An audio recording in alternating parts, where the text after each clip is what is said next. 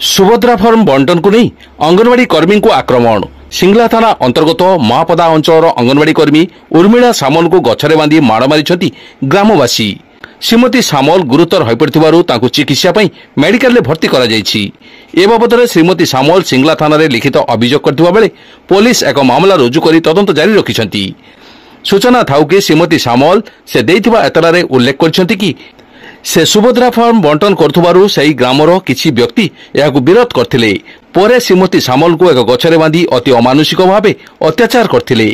एही घटना social media रे प्रचार हेबा परे साधारण ने याकु निंदा करा जिबा सहित अभियुक्तों को गिरफ्त करबा पई दाबी होईछि। नारी बराउते बापुआ मारिबो तो टिके कष्ट होनी तो बिचार टिके बाधा दउनी